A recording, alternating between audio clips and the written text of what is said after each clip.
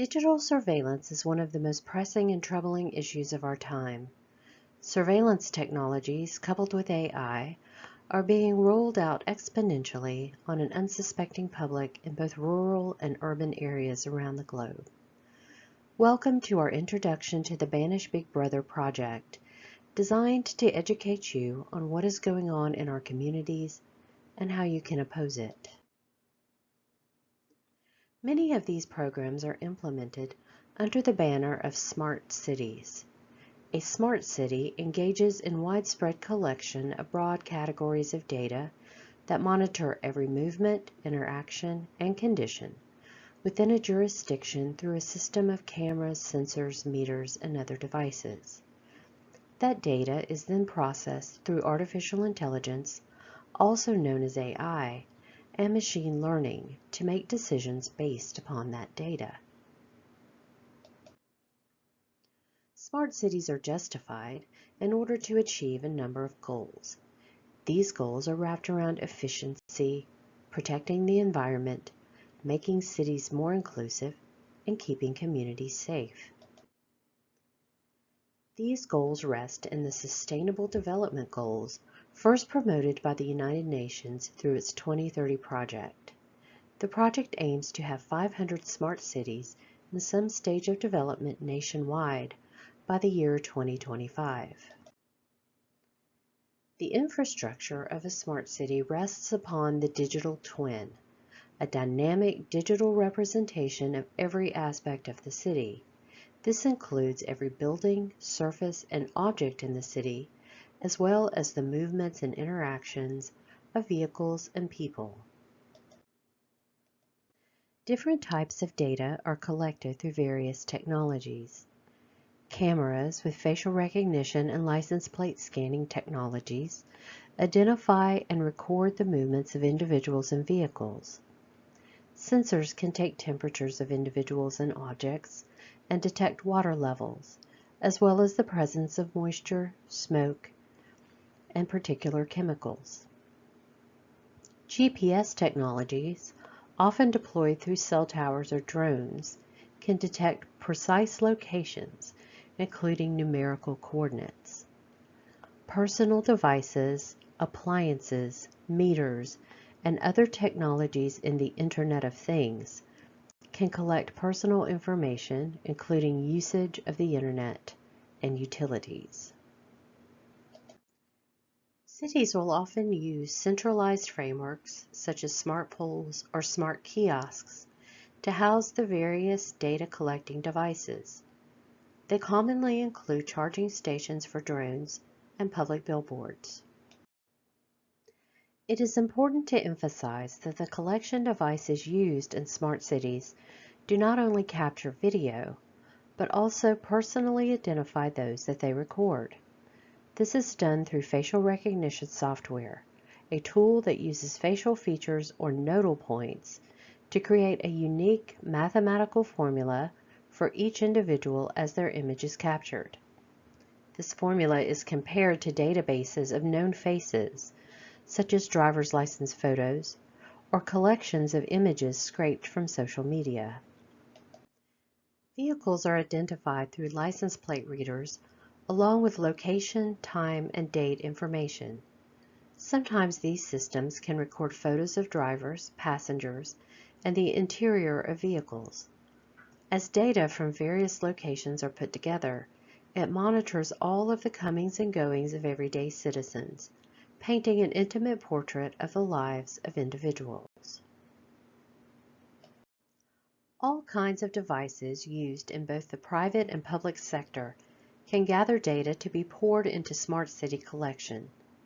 Smart electric meters can use AI to determine detailed information based upon usage patterns, such as when you are home or away, how many people are in your home, and what areas of your home you happen to be in or use the most.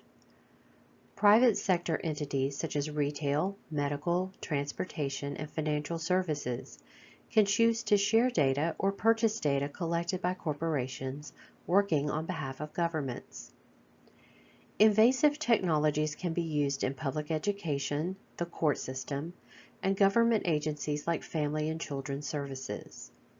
Personal devices such as cell phones, wearables, appliances, home security systems, and other cloud-based technologies are vulnerable, as many have relationships that share data with government and law enforcement. The level of monitoring that takes place within a smart city cannot be accomplished by humans alone. It depends upon artificial intelligence. These are systems that are programmed with intellectual processes and reasoning, similar to that of human beings, but without human limitations. AI crunches the data provided by the collection process to trigger automated or human intervention. These systems have capabilities beyond video footage and personal identification. Tracking eye movements can determine what you are looking at, which can be used to draw conclusions about what you notice and find appealing, even to make inferences about one's sexual preferences. AI uses facial attributes and eye movements to interpret mood. Wearables that transfer data, such as breathing rate, blood pressure, and heart rate, into cloud-based systems could ultimately be used to interpret emotion. Heat sensors can detect when people are gathering in larger numbers than what is normal to anticipate and counter protest. All of this ties into the current concept of digital identity. These are state and federal schemes to capture information through electronic means that uniquely identify individuals. When tied to a digital driver's license on a cell phone, digital IDs can use biometric data like iris scans, fingerprints, or palm prints to identify individuals and access their data records. Digital IDs have the potential to marry various databases that are tied to individuals, such as medical records, financial transactions, employment history, and driving records, into one comprehensive record. At the time of this recording, digital IDs were in use in 10 states and in pilot programs in 11 more. We will talk more about the importance of digital IDs later in the presentation. When smart city technology and surveillance is implemented in a municipality, public relations teams are eager to expand upon the many benefits. Citizens' lives will be made easier through free Wi-Fi hotspots and apps that will help you to find a parking space. City services will be streamlined, such as garbage collection that only empties cans when they are full, or street lights that only shine when people are present. Smoke detectors and water level detectors will protect people from flood and fire. One of the most commonly used arguments for increased surveillance is that it will protect us from crime by catching the bad guys. These are the carrots that lead us into the ways of thinking that will achieve public support. In contrast to carrots, there are sticks. This is a side of smart city technology that those who wish to implement it are not as eager to talk about. A common argument is that people in public have no right to privacy. This is true to a degree. For example, if an individual is in public, you can take a picture of them, or even their child, and there isn't much that they can do about it. However, if you were to follow them around as they traveled about, keeping a record of their various movements, taking pictures, and making notes about their various interactions, that would be defined as stalking, which is illegal. Digital surveillance as practiced in smart cities is essentially stalking by government. There are many unanswered questions and very few limitations when it comes to how these technologies are used. Corporations are collecting data, but there is little oversight into what is done with it. Ultimately, it could be sold to private corporations that could use it to negatively impact things like insurance rates. Imagine being penalized by your auto or health insurance company based upon the number of times that you visit a liquor store or a donut shop. An individual piece of information about a person might not be a tremendous invasion upon their privacy, but when many small pieces of information are put together, it provides a clearer picture of that person's life, similar to how the pieces of a mosaic come together to form a large picture. When someone is accused of a crime, law enforcement will often engage in active surveillance to gather more information. Smart cities, on the other hand, employ passive surveillance. Rather than keeping an eye on someone who is already suspected of doing wrong, this kind of surveillance monitors everyone in case they might do something wrong. This has a chilling effect, which causes people to alter their behavior, not only to avoid doing wrong, but also to avoid being perceived as doing wrong. Passive surveillance can deter people from participating in perfectly legal activities and has no place in a free society.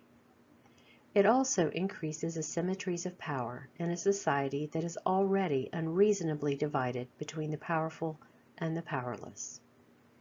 An elite class is being created with the power to surveil private individuals while remaining above the scrutiny of those that they are surveilling. The Constitution and Bill of Rights were crafted to create a small, transparent government that gave individuals the right to be left alone. Digital surveillance allows those in positions of power to be beyond the reach of the public while simultaneously trampling upon Fourth Amendment protections. Finally, this type of surveillance risks taking away the personal accountability that we require from public officials and law enforcement.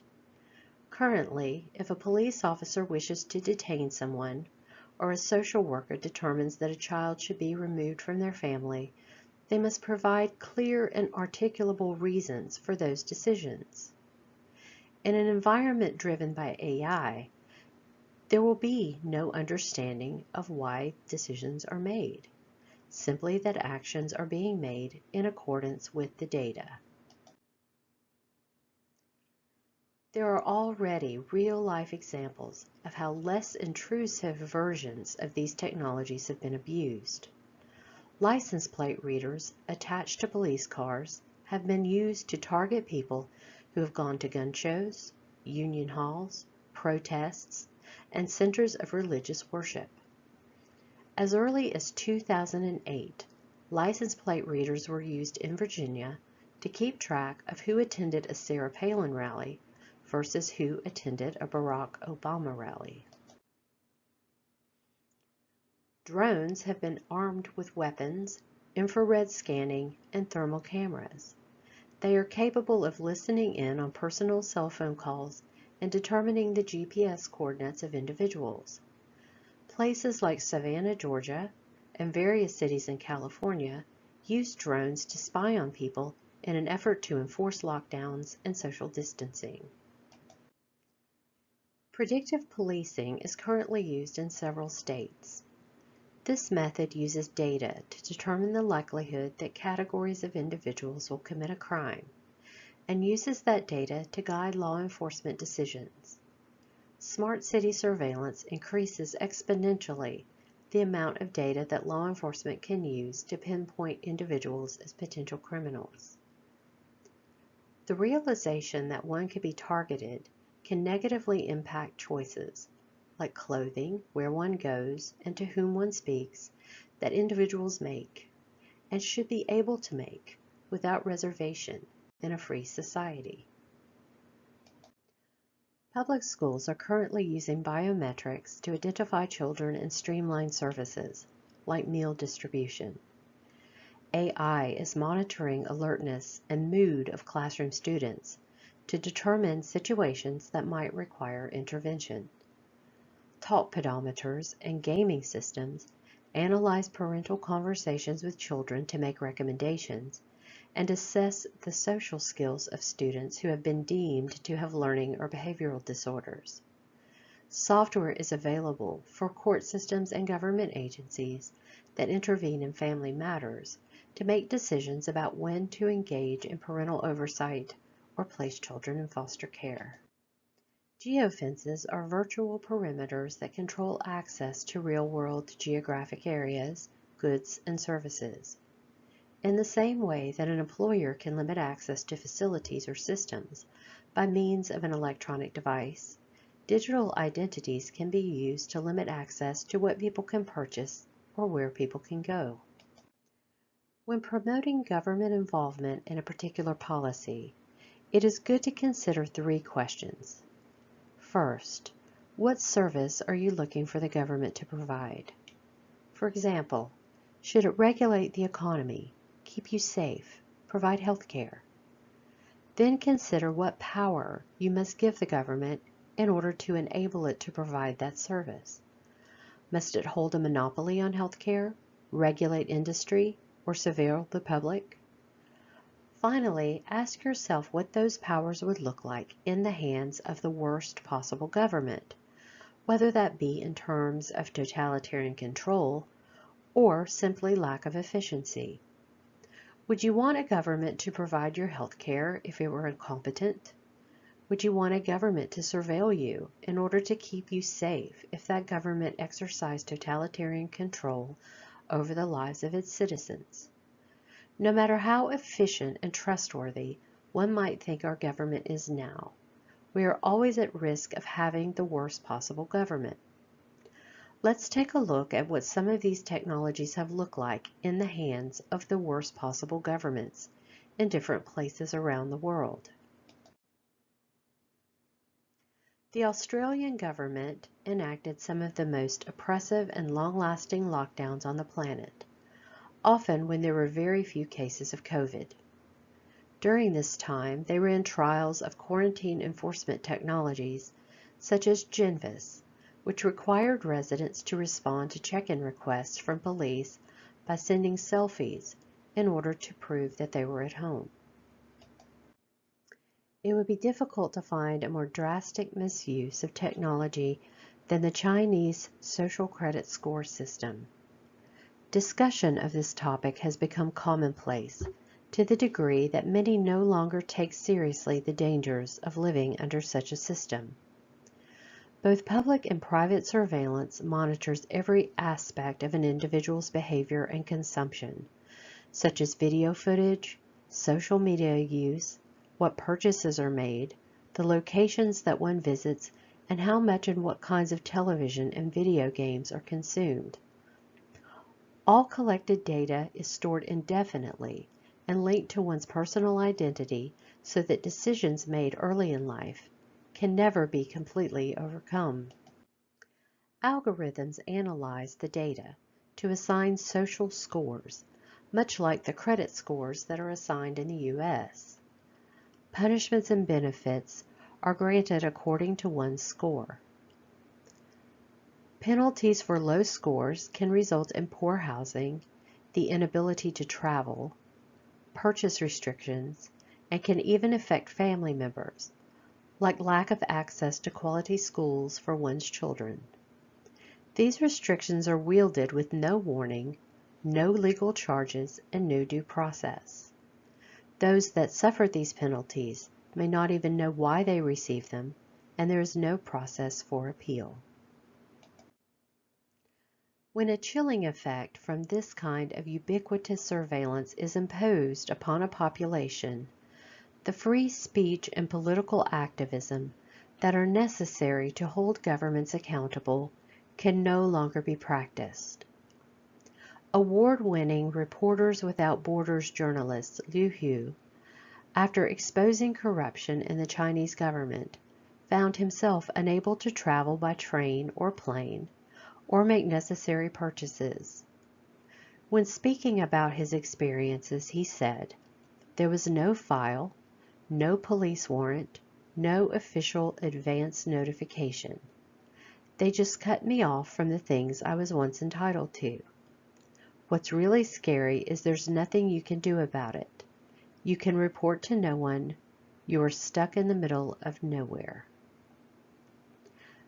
After a military coup in Myanmar, those who had previously been critical of the military were hunted down using the same facial recognition technologies that are being put in place in the United States today and executed.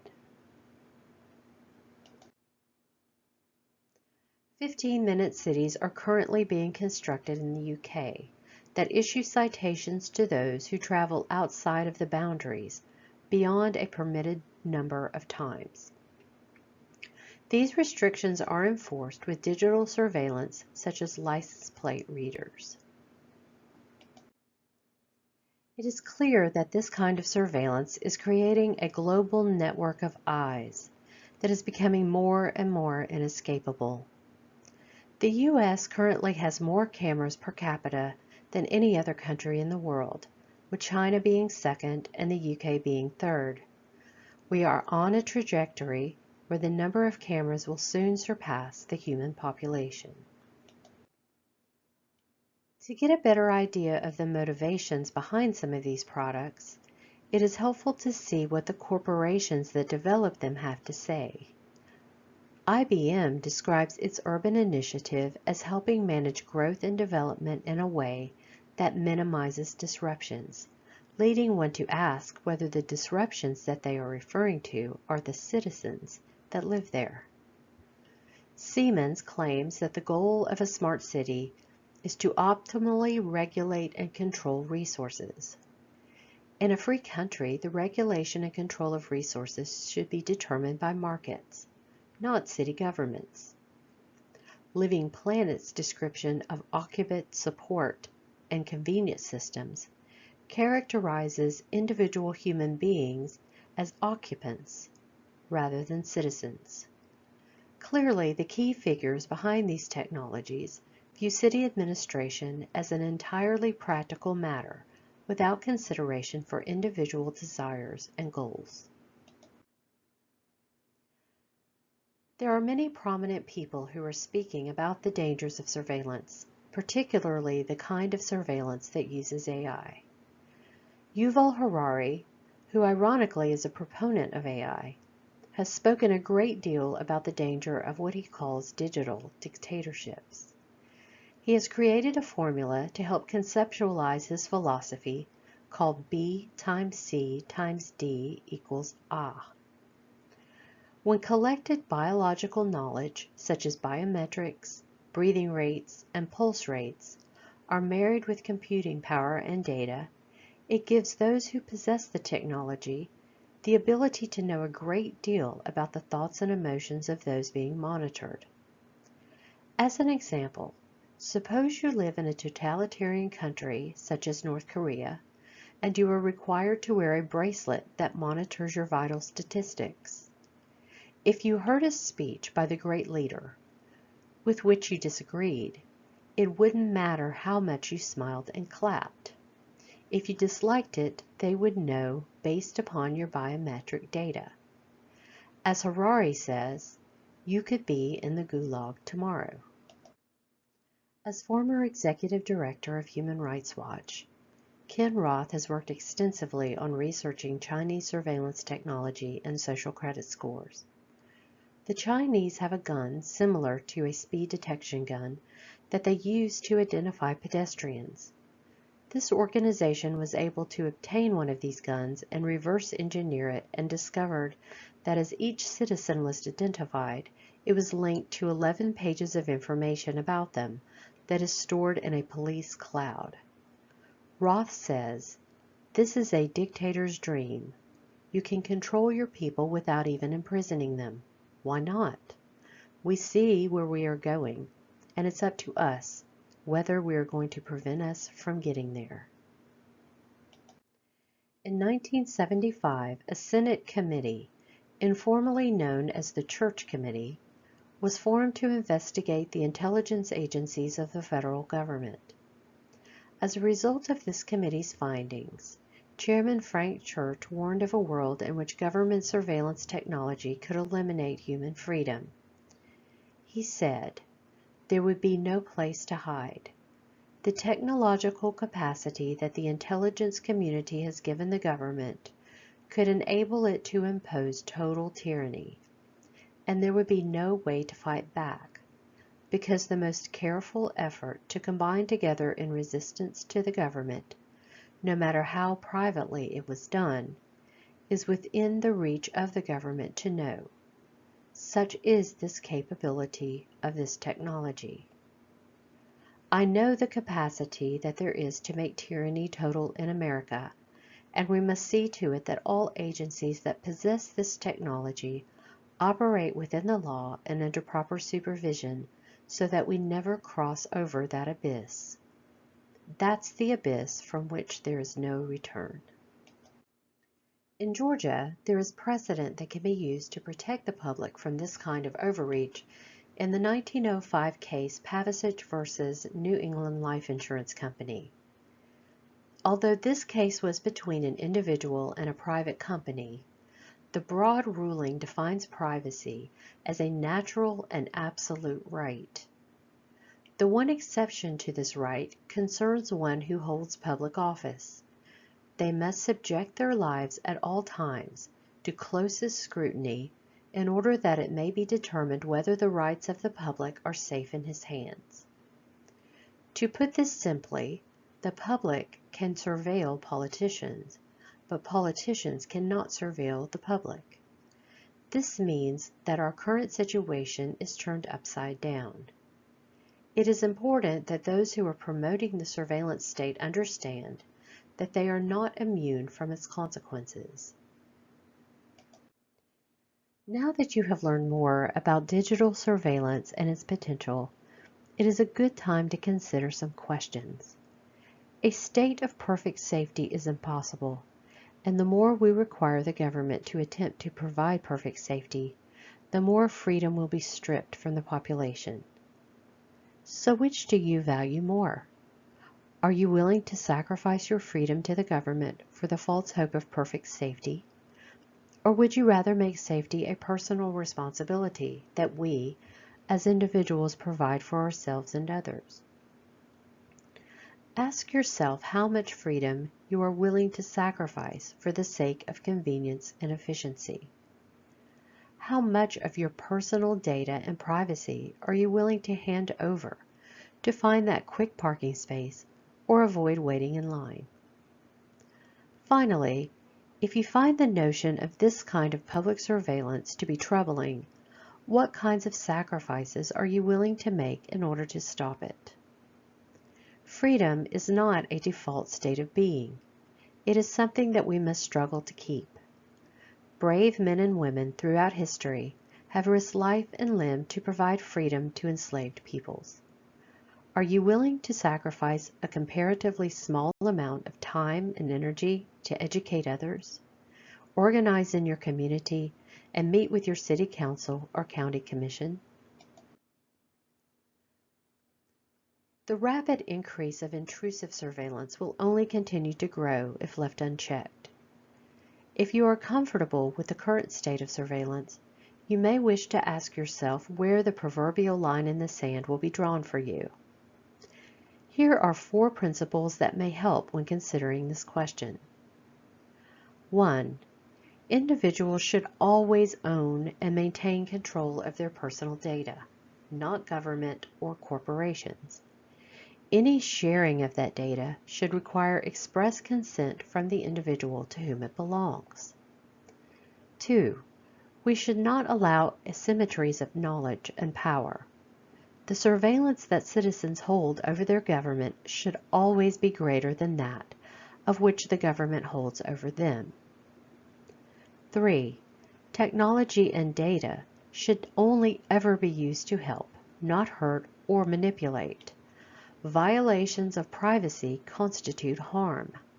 Technologies that make city services such as trash collection more efficient, or that make citizens safer by monitoring flood conditions, can be good for society, but never at the expense of personal privacy. 4. People must always be able to escape tyranny. Human initiatives like the Underground Railroad help to overturn the injustices of slavery.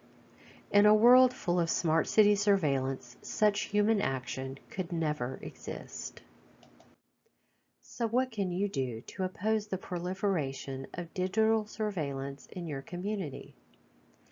You can begin by educating yourself and others on these technologies and the dangers that they pose.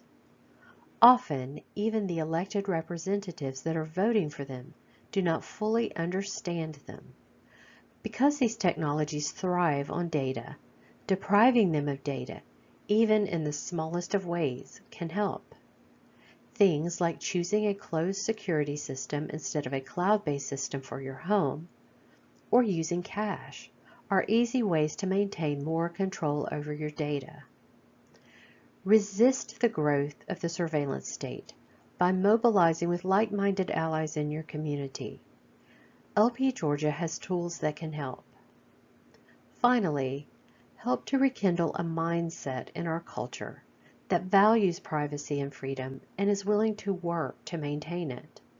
We must move beyond acceptance of this intrusion upon our rights and fatalistic attitudes that privacy is dead. If you would like to learn more about how you can help save freedom and privacy in your community, go to banishbigbrother.com, download our toolkit, and register for updates on how dedicated volunteers are working on your behalf. To contact us directly about this project, email us at operations@lpgeorgia.com and include Smart City in the subject line. Thank you for your support of LP Georgia as we work to secure our rights and realize freedom in our lifetime.